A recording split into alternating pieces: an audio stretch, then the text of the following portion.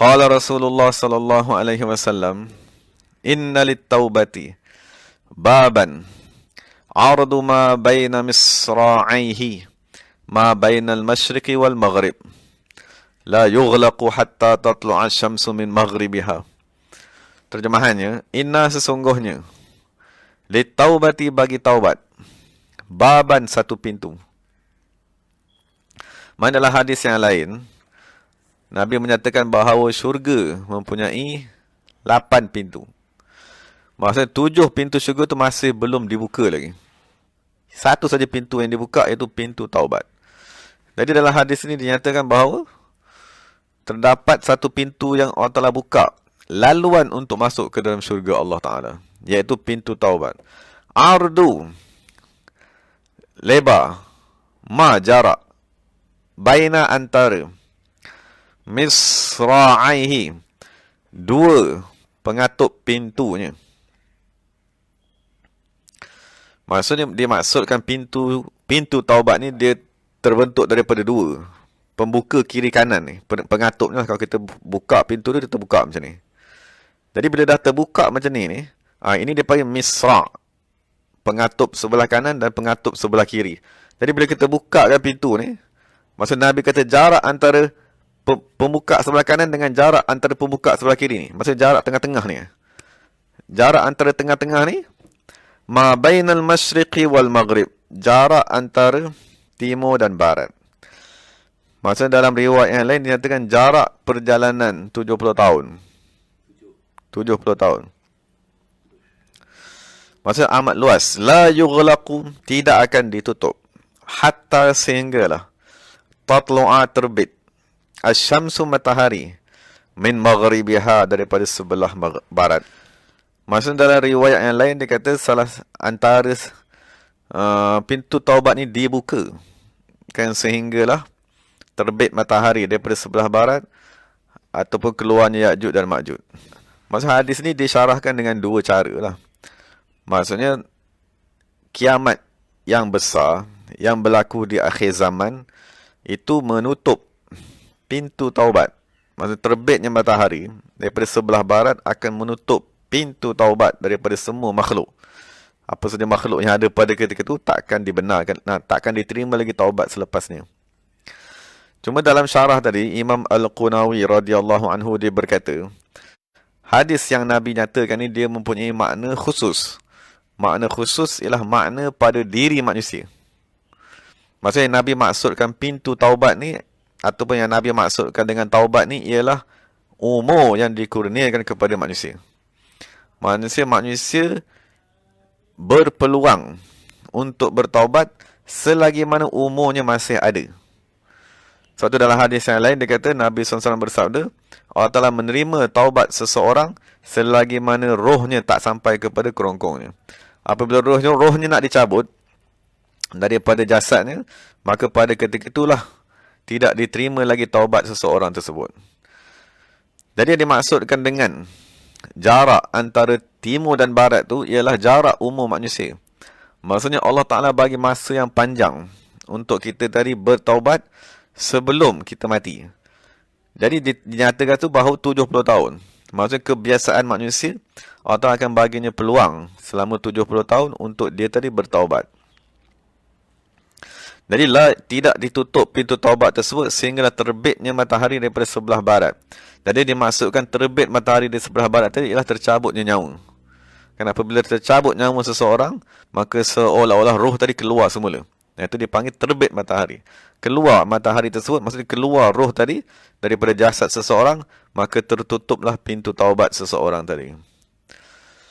Jadi cuma yang nak kita bincangkan terakhir sekali sebelum kita tutup ialah pengertian taubat tadi. Dari taubat ni ialah istilah di dalam bahasa Arab yang bermaksud ar-ruju'. Ar-ruju' maknanya kembali. Jadi macam mana kita nak faham kembali tadi?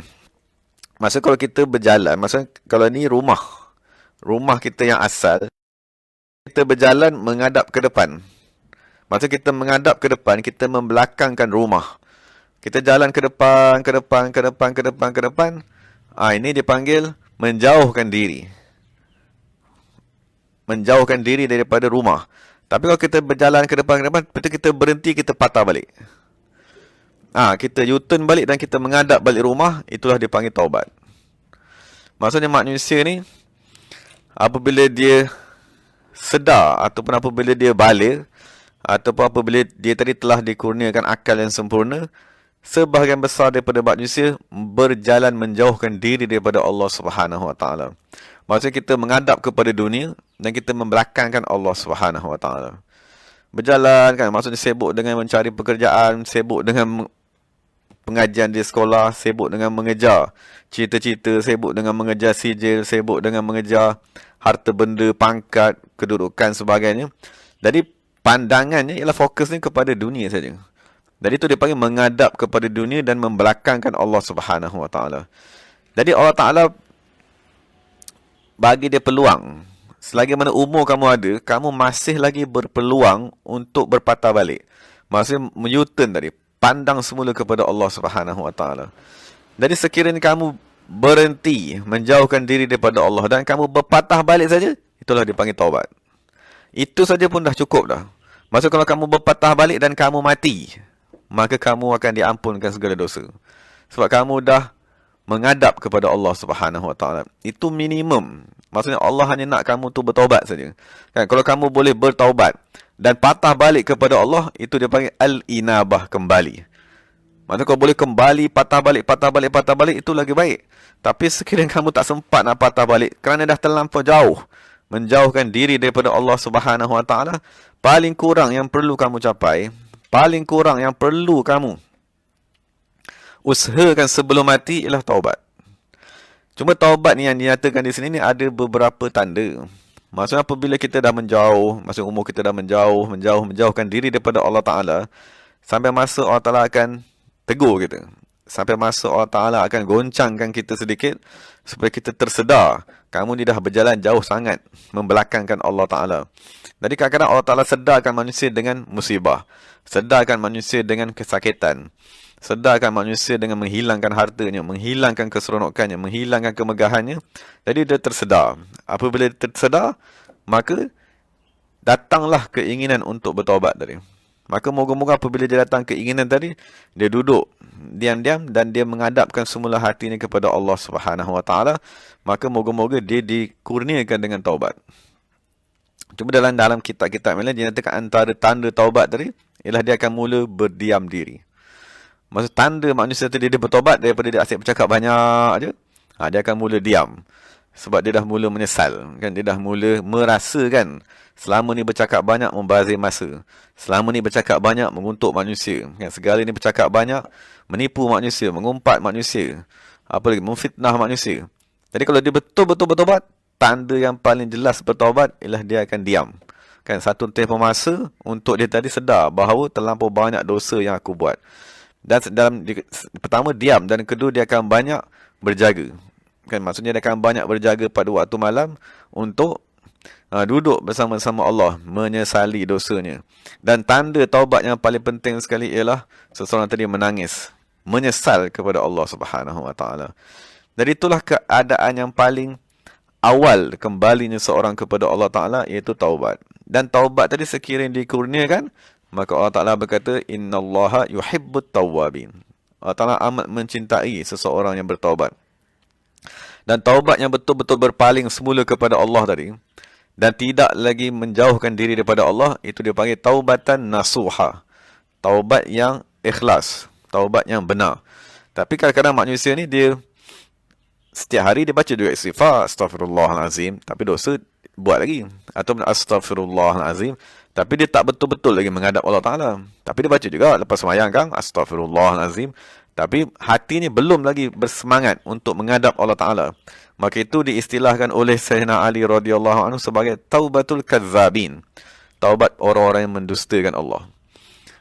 Jadi apabila kita bertaubat, apabila kita tadi membaca istighfar, bacalah dengan betul-betul niat. Betul-betul niat untuk menghadap Allah, untuk kembali semula kepada Allah Ta'ala. Tapi macam mana pun, kalau kita dah istighfar setahun, 10 tahun, 20 tahun, moga-moga Allah Ta'ala kurniakan juga taubat tadi. Mungkin sekarang ni kita masih jauh, Kita berpaling daripada menghadap Allah Subhanahu wa taala. Kan kita berpaling daripada menghadap kekasih Allah Subhanahu wa taala, tapi kita minta astagfirullahalazim, kita mintalah supaya Allah beri kepada kita kekuatan untuk menghadap Allah taala dan kembali kepada Allah. Itulah yang susahnya. Menghadap tu satu kesusahan dah. Kan sebab kita nak kena lawan nafsu, nak kena lawan segala keinginan.